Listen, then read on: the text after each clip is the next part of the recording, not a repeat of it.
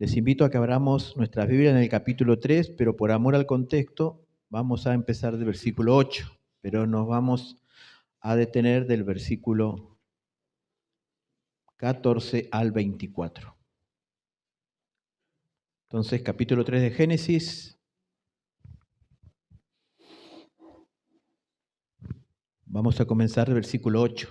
Adán y Eva pecaron, comieron del fruto prohibido y vamos a ver qué es lo que sucede ahora.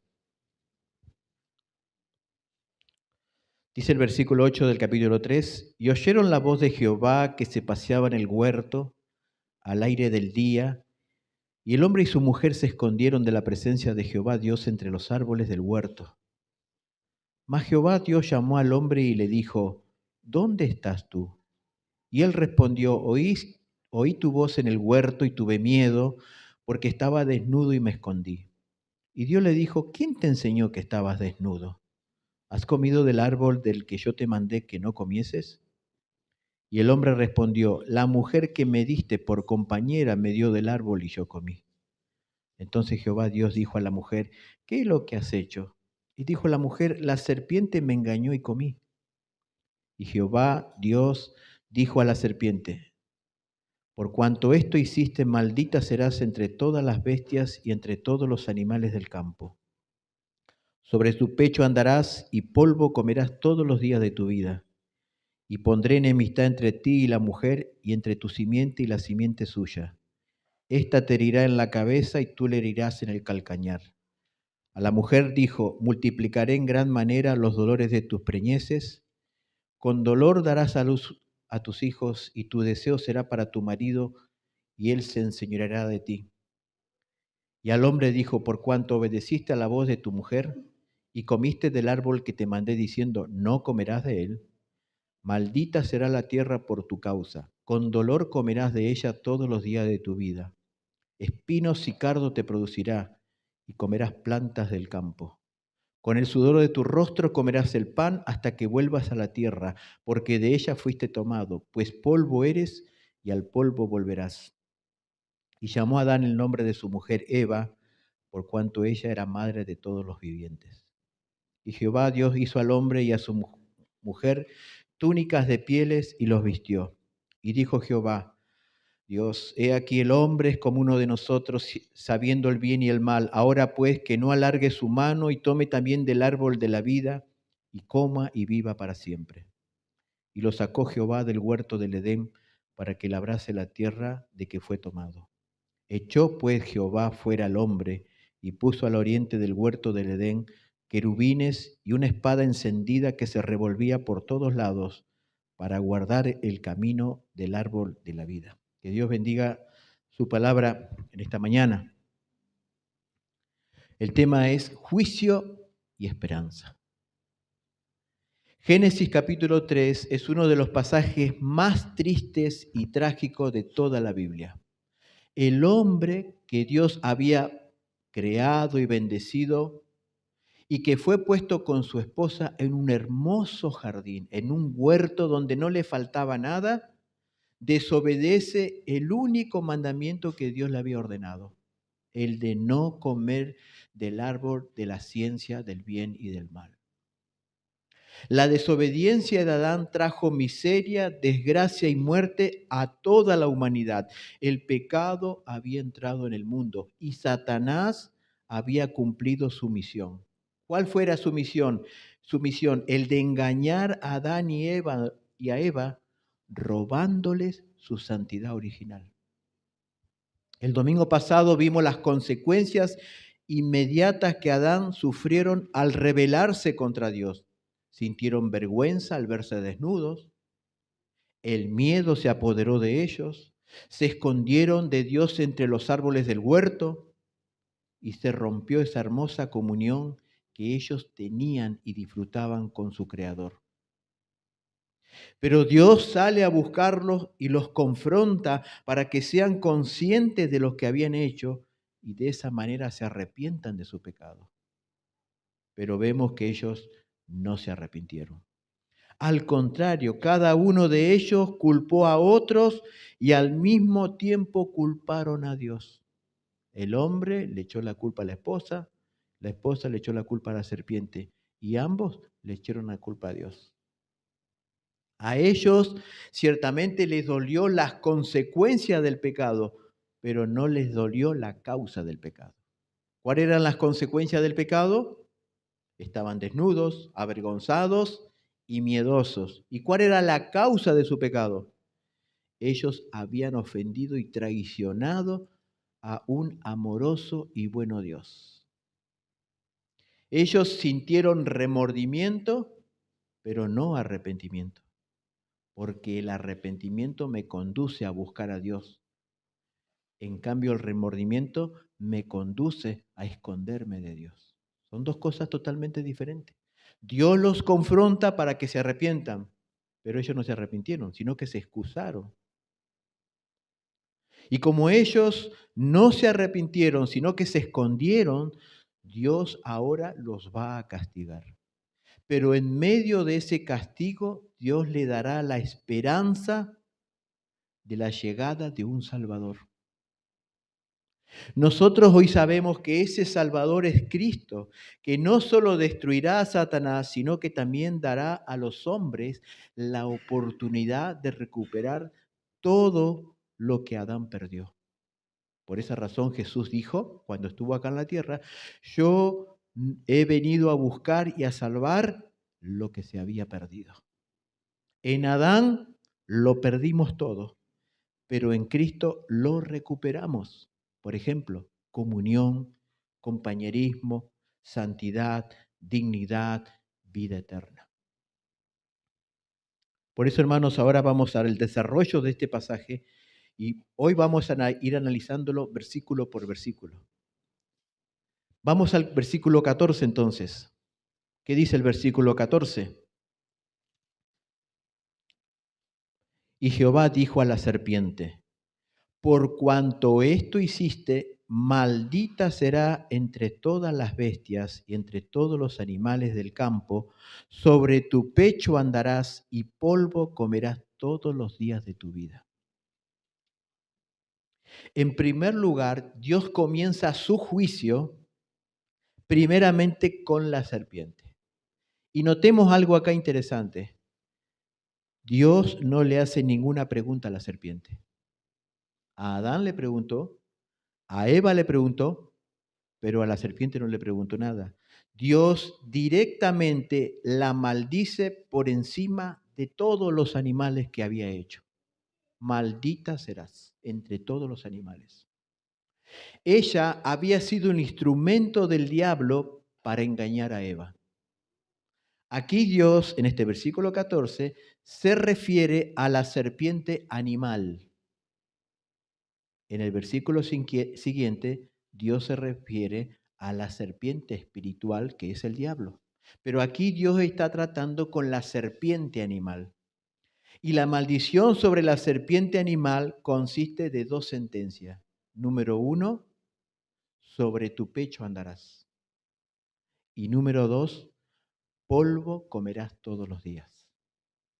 Estas dos sentencias no se las debe tomar de una manera literal. La serpiente no come polvo, come animales, sino que es un lenguaje simbólico. Arrastrarse y comer polvo equivale a humillación y derrota.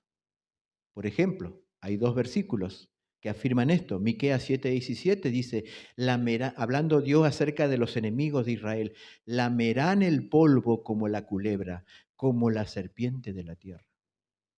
Salmo 72:9, ante él se postrarán los moradores del desierto y sus enemigos lamerán el polvo. Lo que Dios le está diciendo a esta serpiente, que ella iba a ser humillada y derrotada. La serpiente animal había incitado a la mujer a comer del árbol prohibido. Y ahora la serpiente comería el polvo de la tierra, llegando a ser el animal más despreciable de todos los animales. ¿O no les pasa a ustedes que cuando vemos una serpiente, cuál es nuestra primera intención? Es matarla. Es un animal muy despreciable, porque la serpiente es el único animal que ha sido maldecido por Dios y que representa al diablo. la serpiente antigua, dice Apocalipsis. Vamos ahora al versículo 15. ¿Qué dice el versículo 15? Y Jehová, y pondré enemistad entre ti y la mujer, y entre tu simiente y la simiente suya. Esta te herirá en la cabeza y tú le herirás en el calcañar. Ahora Dios sí se dirige a la serpiente espiritual. Es decir, ahora Dios le está hablando al diablo mismo para declararle la guerra y su futura condenación. El diablo, al engañar al hombre, él cree haber obtenido la victoria sobre Dios. Pero Dios aquí declara el primer anuncio del Evangelio. Génesis 3:15 se lo ha considerado el protoevangelio. Es un término teológico que significa primer evangelio. Es decir, el primer anuncio del evangelio en la Biblia se encuentra en Génesis 3:15. ¿Y cuál es ese anuncio que Dios le está dando a la serpiente aquí? Que de la descendencia de la mujer, de la simiente de la mujer, vendrá uno que herirá la cabeza de Satanás, y esta herida sería mortal, mortal. Y Satanás, por su lado, heriría el calcañar, es decir, el talón de ese descendiente, quien es Cristo. Esta herida que le proporcionaría a Satanás está haciendo referencia de la crucifixión de Cristo. Pero esa herida no sería mortal. Aunque ciertamente Cristo murió, pero al tercer día resucitó y su resurrección le dio la victoria sobre Satanás y sobre el pecado. Cristo, el nuevo Adán, en esa cruz maldita derrotó públicamente a Satanás para que en un futuro lo condene eternamente. Dice Colosenses 2:15, hablando de la victoria de Cristo sobre Satanás, y despojando a los principados y a las potestades, los exhibió públicamente, triunfando sobre ellos en la cruz. Cristo en la cruz, que es un símbolo aparentemente de derrota, Cristo en la cruz, allí lo derrotó a Satanás y lo exhibió públicamente. Adán fue derrotado por Satanás en un paraíso, pero Cristo derrotó a Satanás en la cruz. Satanás, desde que Jesús nació, hizo todo lo posible para que Jesús no llegase a la cruz, pero no lo consiguió. Cristo, cuando llegó a la cruz, dio el grito de triunfo: consumado es. Ese anuncio que hace Dios en Génesis 3:15 se cumple cuando Cristo murió y resucitó. Pero también en Génesis 3:15 hay dos detalles muy importantes. Número uno, Dios declara que va a existir una enemistad entre la descendencia de la mujer y los descendientes de Satanás. ¿Qué significa esto? Los descendientes de la mujer son todos aquellos que se van a identificar con este descendiente, con Cristo. Son todos aquellos que creerán en aquel que desciende de la mujer, en aquel que aplastará la cabeza de Satanás. Son todos aquellos que pertenecen al pueblo de Dios. Esos son los descendientes de la mujer, los que se identifiquen con Cristo. Y los descendientes de la serpiente son todos aquellos que rechazan a Cristo, que rechazan al único Salvador. Todos estos pertenecen a los hijos del diablo. Y esto nos enseña algo muy claro y muy sencillo. En el mundo solo hay dos grupos de personas. No hay uno ni hay tres. Solo hay dos grupos de personas: los hijos de Dios y los hijos del diablo. Hay gente que dice, no, yo no soy hijo de Dios, pero tampoco soy hijo del diablo. No, no. La Biblia dice que hay solamente dos grupos, los hijos de Dios y los hijos del diablo. Como dijo alguien, ningún ser humano es huérfano. Todo ser humano tiene un padre, o es Dios o es el diablo. Aquí Dios está anunciando que hay solamente dos grupos de personas en el mundo. Y estos hijos de Dios no serán bien mirados por los hijos del diablo. Es decir, habrá una enemistad entre los hijos de Dios y los hijos del diablo. En el capítulo siguiente, en el capítulo 4 de Génesis, ya vamos a ver que esa enemistad comenzó en el capítulo 4. ¿Cómo? Con Caín y Abel. Ya esa enemistad comenzó. Caín, dice el apóstol Juan, que era del maligno, mató por envidia a su hermano Abel, que era un hombre justo y temeroso de Dios. Ya esa enemistad en el capítulo siguiente se comienza a ver. Los hijos de Dios y los hijos del diablo. Los hijos del diablo aborreciendo a los hijos de Dios. Esta enemistad durará mientras dure este mundo. Los hijos de Dios serán aborrecidos por los hijos del diablo. Hermanos, por esa razón Dios dice, no te unas en yugo desigual con los incrédulos, porque es la unión de un hijo de Dios con un hijo del diablo. Y el verdadero cristiano nunca debe esperar que el mundo lo aplauda, lo halague, porque hay una enemistad que comenzó en el huerto del Edén. Los hijos de Dios serán aborrecidos por los hijos del diablo. No hay nada que nos una, no hay nada en común.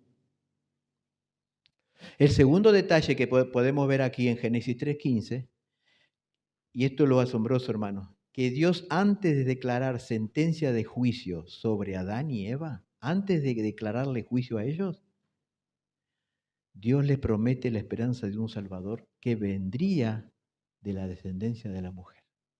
Antes de castigar a la mujer y antes de castigar a Adán, Dios lo primero que hace es darle la promesa de un Salvador. Esta promesa contiene tres grandes verdades. En primer lugar, la encarnación de Cristo. Dice que este descendiente vendría de la mujer. ¿Eso qué significa? Que este descendiente divino se haría hombre y nacería de una mujer. Acá podemos ver claramente la encarnación de Cristo. Pero también esta promesa nos habla de los sufrimientos de Cristo. Este descendiente divino pasaría por la cruz en donde Satanás le heriría en el talón. Pero también esta promesa nos habla también de la victoria de Cristo. Este descendiente divino heriría la cabeza de Satanás, señal de una herida mortal. En ese primer anuncio del Evangelio ya podemos ver la encarnación de Cristo, la crucifixión de Cristo y la victoria de Cristo.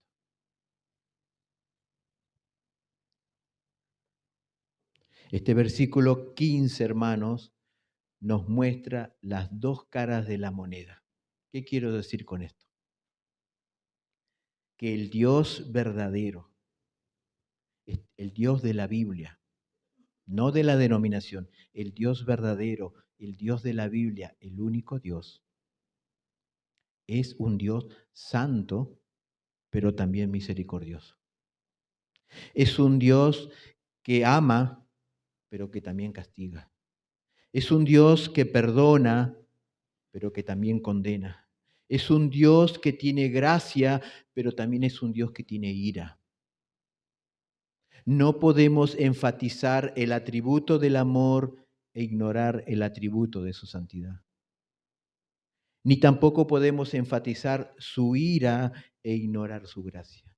Aquí en Génesis 3:15 podemos ver la gracia de Dios, pero también la justicia y la santidad de Dios. Me gusta cómo es presentado Dios en Romanos 11:24, como un Dios severo, pero a su vez un Dios bondadoso. Un escritor dijo lo siguiente en cuanto a esto: Dios es bondadosamente severo y Dios es severamente bondadoso. Este es el Dios de la Biblia. Este es el Dios que se muestra aquí en el huerto del Edén después que Adán y Eva cayeron en pecado. Un Dios justo, pero también un Dios de gracia.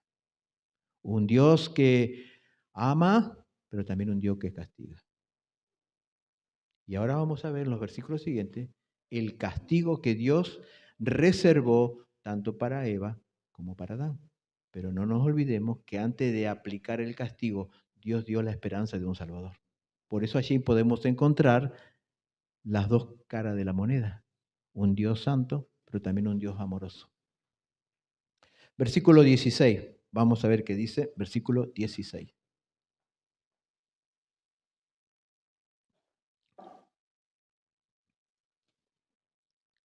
A la mujer dijo: multiplicaré en gran manera los dolores de tus preñeces. Con dolor darás a luz los hijos, y tu deseo será para tu marido, y él se enseñoreará de ti. Dios comienza confrontando primero a Adán, después a Eva y después a la serpiente. Pero cuando va a aplicar el castigo, comienza al revés. Primero la serpiente, después la mujer y por último Adán. ¿Cuál es el castigo que Dios reservó y preparó para la mujer? Bueno, en este versículo 16, Dios pronuncia sentencia sobre la mujer, porque pero esta sentencia, hermanos, tiene una esperanza.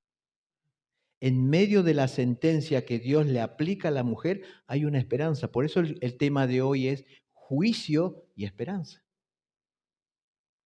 ¿Cuál es esa esperanza? Que Eva tendría hijos y que no moriría de inmediato. Dios había dicho, el día que de él comiere, ciertamente morirá. Pero acá Dios le está diciendo que ella iba a tener hijos y que no moriría de inmediato. Pero al tener hijos, eso implicaría gran dolor en el embarazo y en el parto. Porque Dios dice, con dolor darás a luz. Y las mujeres que ya pasaron por esa etapa del embarazo y del parto, saben lo que estoy diciendo. Ese dolor que la mujer tiene cuando va a dar a luz, eso es un castigo que Dios le proporcionó a la mujer. Con dolor darás a luz. El pecado no impidió que la mujer tenga hijos, pero ahora los tendría con una gran dosis de dolor. ¿Saben por qué? Porque el pecado siempre trae dolor. El pecado trae dolor. La mujer tiene dolores, incomodidades en su embarazo y también tiene dolores en su parto. Y cuando la mujer pasa por esa experiencia de dolor en su embarazo y en su parto, es un recordatorio que eso es parte de la maldición de Dios sobre la mujer.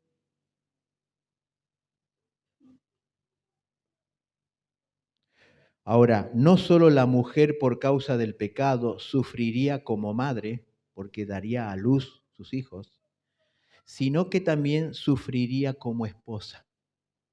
También sufriría la maldición cayó como esposa. Dios le dijo a Eva, tu deseo será para tu marido y él se enseñoreará de ti. ¿Qué significa esto? ¿De qué deseo habla aquí Dios? ¿Habla de un buen deseo que tendrá la mujer con su marido? ¿Habla de un deseo amoroso, romántico o sexual? No, no. Este deseo sería un deseo malo y pecaminoso. La mujer deseará gobernar y liderar sobre su marido. Y el hombre luchará para que esto no ocurra. La entrada del pecado al mundo dio origen a la guerra de los sexos. Aquí se inicia el feminismo y el machismo. La mujer no querrá someterse a su marido, sino que querrá liderar y gobernar el hogar. Esa es una maldición. Ese es un castigo que Dios le puso a la mujer. Lamentablemente esto también se ha trasladado a la iglesia. Hoy vemos a muchas mujeres ejerciendo el pastorado. Esto no viene de la Biblia. Esto es el resultado del castigo de Dios sobre la mujer por causa del pecado. El apóstol Pablo en 1 Timoteo capítulo 2, versículo 12, hablando acerca del culto congregacional, dice esto: porque no permito a la mujer enseñar ni ejercer dominio sobre el hombre, sino estar en silencio. No permito ejercer dominio sobre el hombre, dice Pablo. Toda mujer tiene una mala inclinación de querer usurpar el liderazgo que le corresponde al hombre, tanto en el hogar como en la iglesia. Y hermanas, si ustedes son sinceras, esto es una realidad. Ahora tengo que aclarar algo para que no sea malentendido. La sumisión de la mujer hacia el esposo no es el castigo de Dios, porque la mujer antes del pecado se sometía al liderazgo de su esposo. Este era el diseño y es el diseño original de Dios. Es decir, cuando Dios manda que la mujer se someta al marido, no es el castigo. Ese no es el castigo, porque eso existía antes de que el pecado entrara al mundo.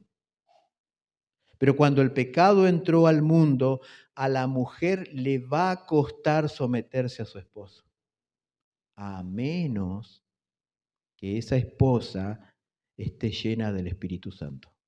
De lo contrario, va a sufrir para cumplir este mandamiento. Este mandamiento. Acá quiero hablarle a las esposas. Querida esposa, cuando seas tentada a querer dominar a tu esposo, recuerda que ese sentimiento es pecaminoso y destructivo. Cuando quieras dominar a tu esposo, recuerda que ese sentimiento es destructivo y pecaminoso. Cuando Eva ocupó el lugar de su esposo en el huerto del Edén, trajo grandes y trágicas consecuencias.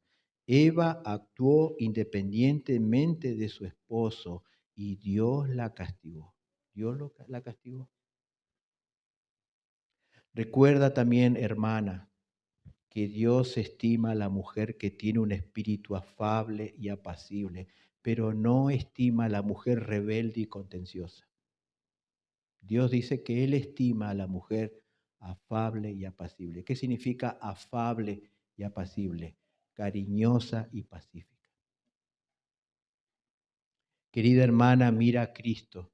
Él es el mayor y mejor ejemplo de sumisión. Cuando más sumisa sea, más te parecerás a Cristo. Cristo es el ejemplo de sumisión. Aun cuando Cristo era un niño, se sometía a sus padres. Siendo Cristo perfecto, se sometía a padres imperfectos. La sumisión no es debilidad, no es esclavitud, es un don precioso que Cristo lo evidenció, lo manifestó, y Dios, ¿qué hizo? Dios lo exaltó hasta lo sumo. Entonces, cuando ese sentimiento de querer dominar, controlar a tu marido, ese sentimiento viene del huerto del Edén, del castigo de Dios que Dios le dio a la mujer, no viene de Dios, no viene de las Escrituras, no viene de la palabra. Versículo 17.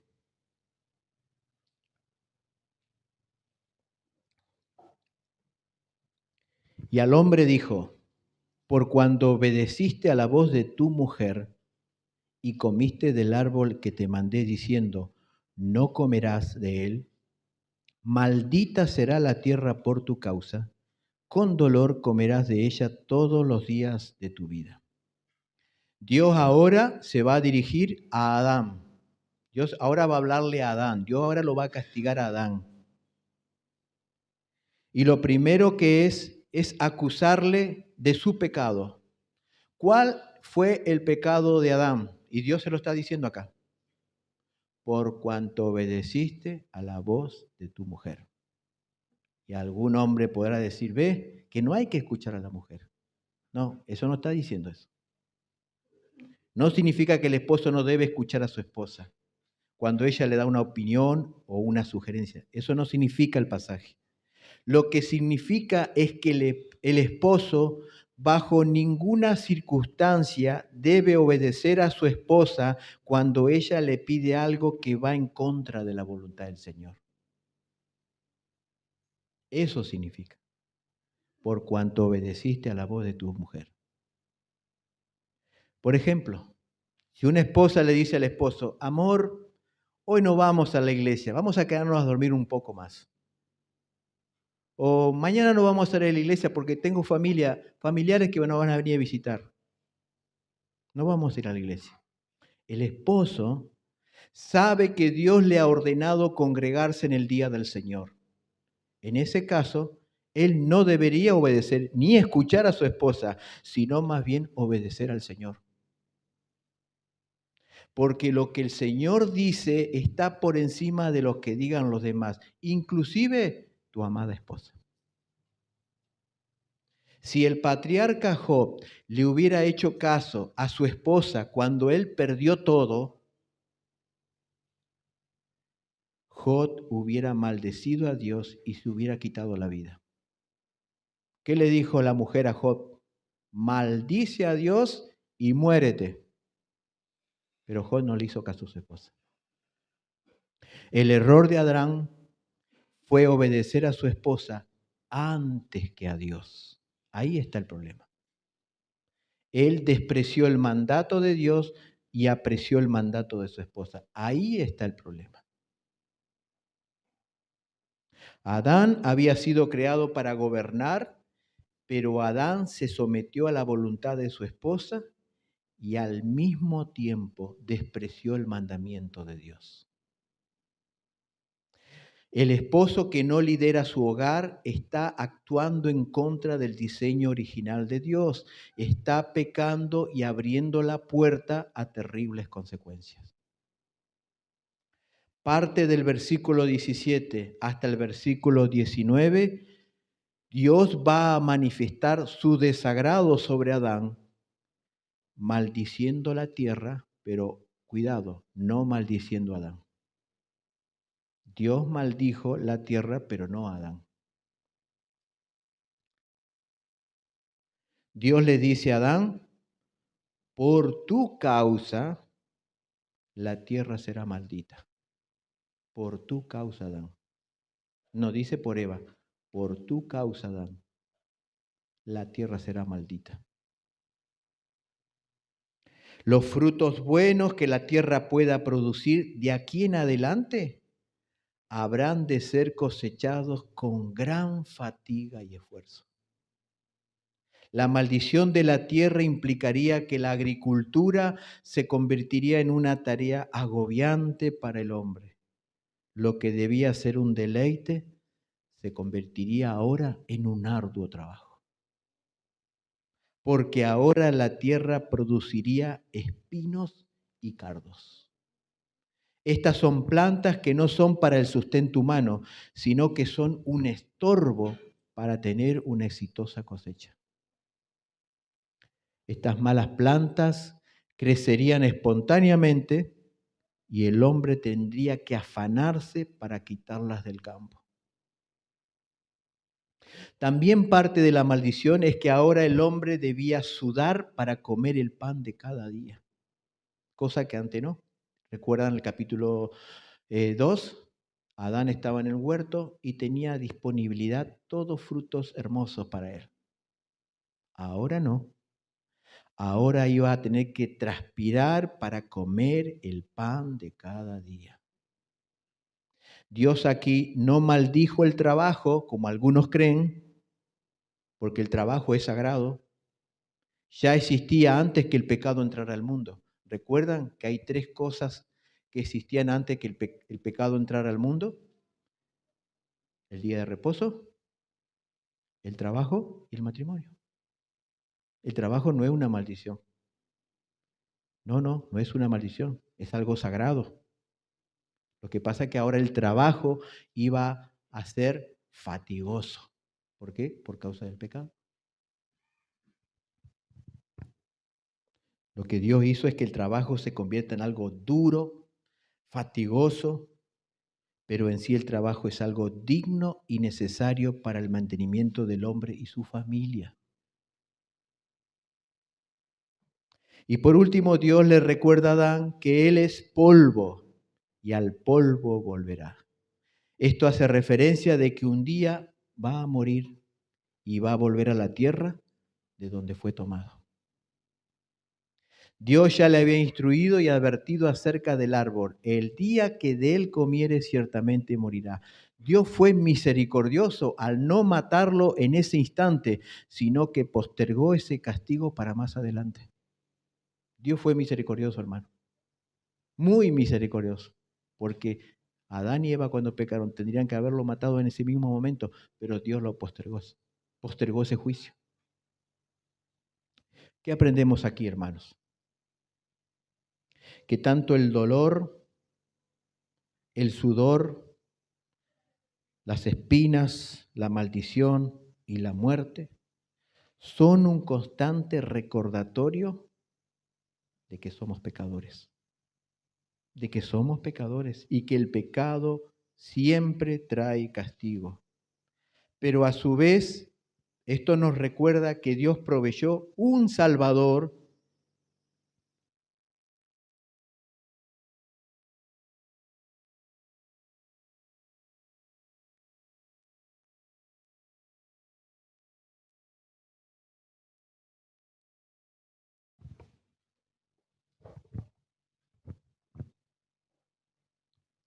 Esto nos recuerda, hermanos, también, no solamente que somos pecadores y que el pecado trae castigo, a su vez nos recuerda que Dios proveyó un Salvador que padeció por nosotros. Cristo experimentó dolor, sudor, maldición, espinas y la misma muerte. Las consecuencias de Adán y Eva allí en el huerto, Cristo las llevó sobre él.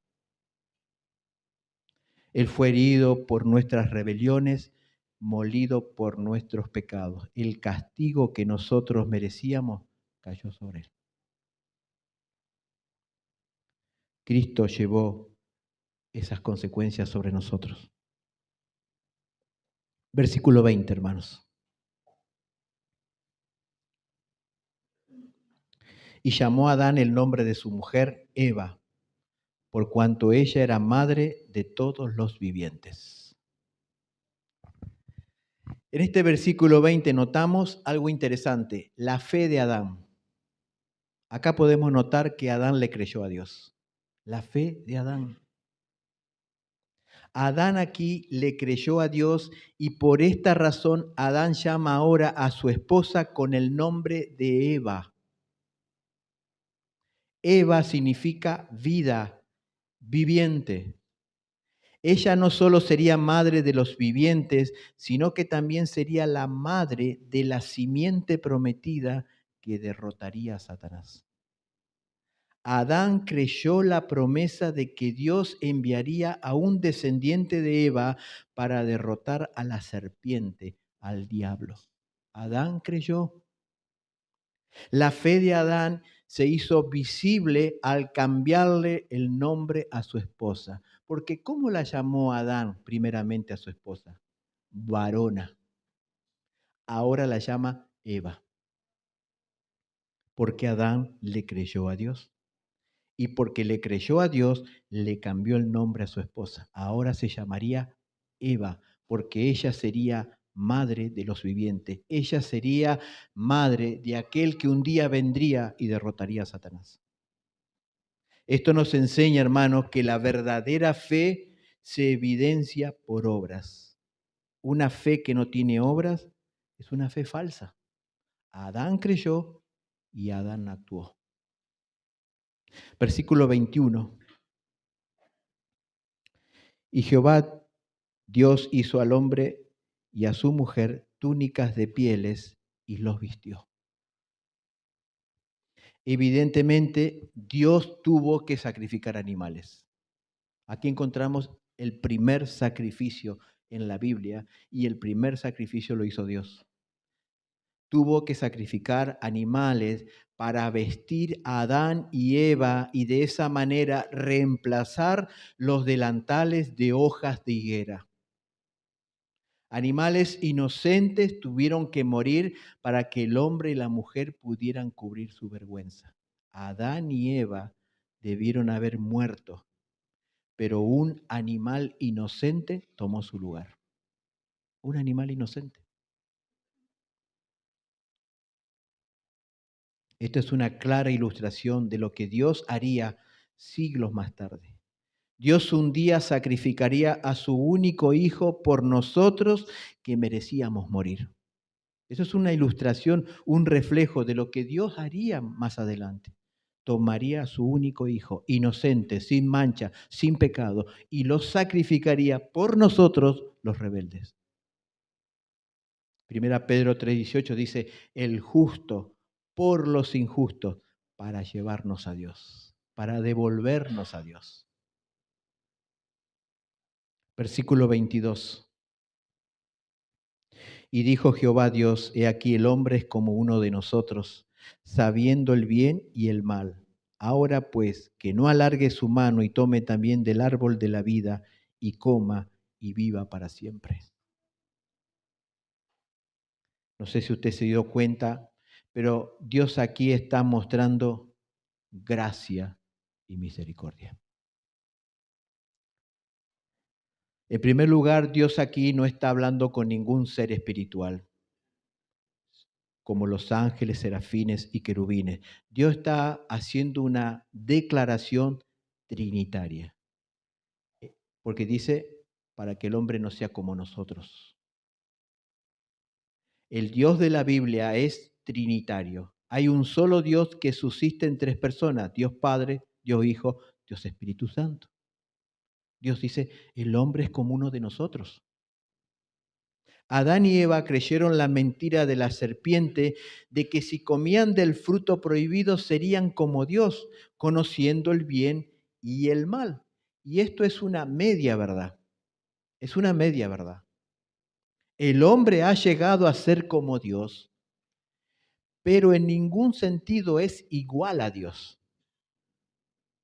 El hombre ciertamente conoce el bien y conoce el mal, pero lo conoce por experiencia. Pero Dios conoce el bien y el mal por omnisciencia, pero Dios no es afectado e influenciado por el mal como lo es el hombre. El hombre conoce el mal, pero no puede evitar cometerlo. El hombre conoce el bien, pero no es capaz de hacerlo. Y esto lleva al hombre a vivir una vida miserable. Como dijo Pablo, el bien que quiero hacer no lo hago, y el mal que no quiero hacer, eso hago. Y exclamó, miserable de mí. ¿Quién me librará de este cuerpo de muerte? Gracias doy a Dios por Jesucristo, Señor nuestro. Solo Cristo puede transformar al hombre haciendo que ese hombre haga lo bueno y evite hacer lo malo. Solo Cristo, ni la educación, ni la religión, ni la psicología puede transformar a un ser humano. Solo Cristo. La segunda parte de este versículo 22 contiene una estupenda manifestación de gracia y de misericordia de Dios. ¿Por qué digo esto? Porque Dios quería evitar que el hombre coma del árbol de la vida, porque al hacerlo viviría para siempre en una condición pecaminosa y miserable. ¿Ustedes se imaginan si Adán y Eva comían del árbol de la vida? Quedarían en esa condición pecaminosa y miserable por toda la eternidad. El hombre sería inmortal en esa condición de pecador perdido y sufriendo constantemente las consecuencias del pecado para siempre. Dios no quería eso para el hombre. Por esta razón lo sacó del huerto para evitar que comieran del árbol de la vida. ¿Se imaginan a un pecador malvado que sea inmortal? Sería un monstruo y un terror del universo. ¿Se imaginan a Hitler siendo inmortal en esta tierra? Entonces, por eso decimos que fue un acto de gracia y misericordia que Dios los sacara del huerto para que ellos no coman del árbol de la vida, porque quedarían en una condición miserable por siempre. Hermanos, lo que estamos viendo hasta ahora en todo este capítulo 3, no sé si usted se ha dado cuenta. Por un lado vemos el retrato del hombre. ¿Qué vemos en el hombre en el capítulo 3? Caída, desgracia, juicio. Y por otro lado, vemos el retrato de Dios, gracia, misericordia, esperanza. Esto no es otra cosa que el Evangelio, el Dios misericordioso buscando, ayudando, vistiendo, salvando al miserable pecador. Por esto, a Él sea toda la gloria. Si Dios no hubiera intervenido en la caída del hombre, todos estaríamos sin esperanza. Pero Dios intervino. Versículos 23 y 24. Y lo sacó Jehová del huerto del Edén para que labrase la tierra de que fue tomado. Echó pues fuera al hombre y puso al oriente del huerto del Edén querubines y una espada encendida que se movía, que se revolvía por todos lados para guardar el camino del árbol de la vida. Es interesante, hermano. En un tiempo Adán y Eva eran los propietarios del huerto. Ahora están afuera del huerto. Dios, en un acto de misericordia, saca a Adán y Eva del huerto para trabajar la tierra. Dios los sacó de un paraíso, de un jardín, para ahora trabajar la tierra con sudor y fatiga. ¿Se imaginan eso? El descenso de Adán y Eva, estaban en un paraíso, ahora tienen que salir a trabajar y ganarse el pan de cada día. El pecado nos quita privilegios y bendiciones, hermano. El pecado quita privilegios y bendiciones. Pero Dios no los desamparó. Dios podría haberlos sacado del huerto para vivir en un desierto. O sacarlos del huerto y para que vivan como esclavos y mendigos. Pero no lo hizo Dios.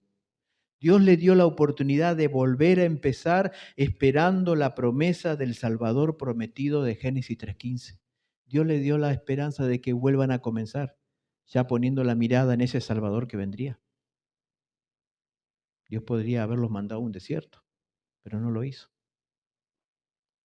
Pero también Dios puso querubines con espadas encendidas en la entrada del huerto, no sea que el hombre en algún momento decida volver y tomar del árbol de la vida. Además, el huerto era un lugar sagrado, fue el primer templo en donde moraba la presencia de Dios. El hombre, por causa del pecado, fue echado de ese santo lugar. No solo Adán, sino también todos nosotros, hermanos. Todos nosotros. Romanos 3:23 dice, por cuanto todos pecaron. No sé si usted se dio cuenta, no dice por cuanto todos pecamos. Dice por cuanto todos pecaron. ¿Qué significa eso? Que cuando Adán pecó, pecó toda la raza humana. Cuando Adán pecó, pecamos todos nosotros. Por cuanto todos pecaron y están destituidos de la gloria de Dios. Estamos afuera de su santa morada. Solo a través de Cristo podemos volver a tener comunión con Dios. Jesús dijo, nadie viene al Padre si no es por mí. No podemos regresar al huerto, a menos por Cristo, si no estamos fuera del huerto, fuera del cielo, fuera de su presencia, fuera de su gloria. Quiero terminar con dos breves conclusiones.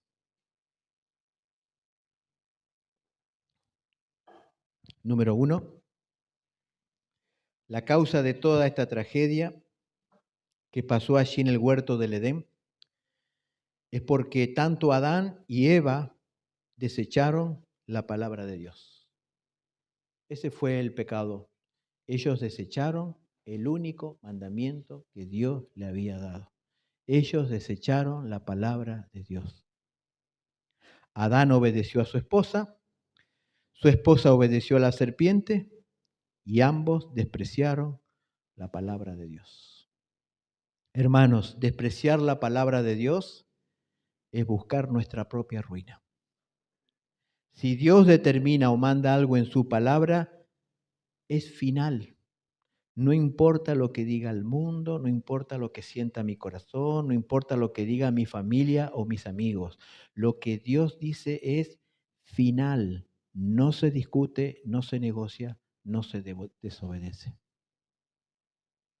Si Dios dice que el matrimonio es entre un hombre y una mujer, esto es así y siempre va a ser así. No importa que lo promuevan o defiendan el matrimonio igualitario, siempre va a ser así.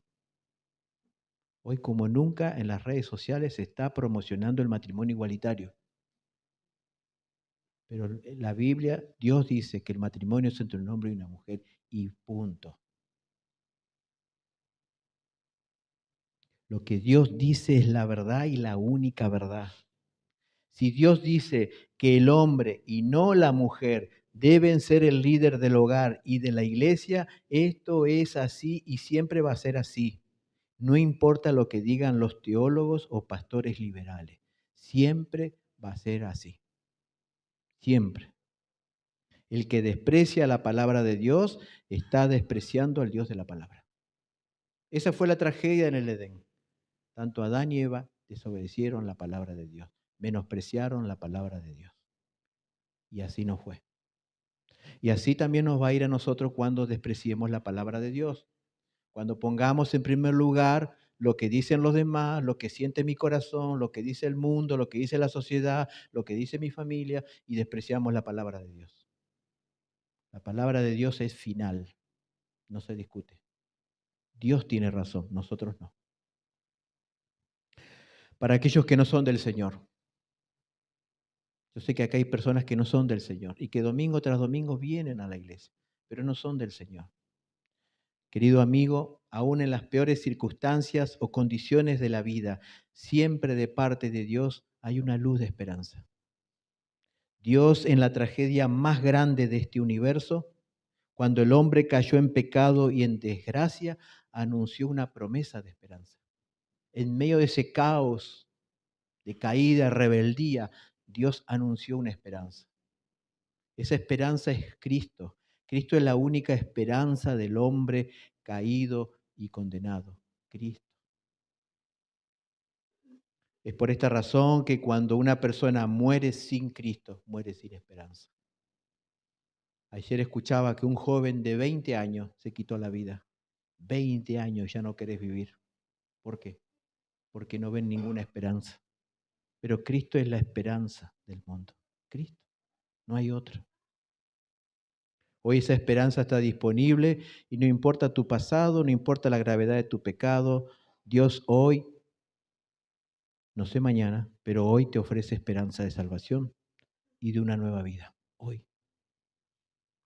Pero para que eso ocurra, querido amigo, tienes que reconocerte culpable y merecedor. No hagas los de Adán y Eva, que se excusaron. No, reconoce que eres culpable. Reconoce que estás viviendo de espaldas a Dios. Reconoce que eres un pecador. Reconoce que estás perdido, que no eres un hijo de Dios. Y la Biblia dice, eres un hijo del diablo. O somos de Dios, o somos del diablo. Pero Cristo hoy es la esperanza. Él te ofrece perdón de pecados, vida eterna. Pero la Biblia dice que hoy es el día de salvación. Hoy es el día de salvación. Hoy es el día para reconocer que eres un pecador y que necesitas a Cristo. Y Cristo es la única esperanza. Nadie va a ir al cielo por haber tenido una religión, por haberse portado bien, por haber sido un buen vecino, no, o por haber sido famoso. Nadie va a ir al cielo por eso. Dice Jesús, nadie va al cielo si no es por mí. Si no es por Cristo, nadie irá al cielo. Y por lo tanto, querido amigo, arregla tus cuentas hoy. No sabemos si mañana vamos a estar. La vida no la tenemos comprada. Hoy es el día de salvación. Hoy es el día para volver a tener comunión con nuestro Creador, con aquel que te creó y hace posible que hoy estés vivo.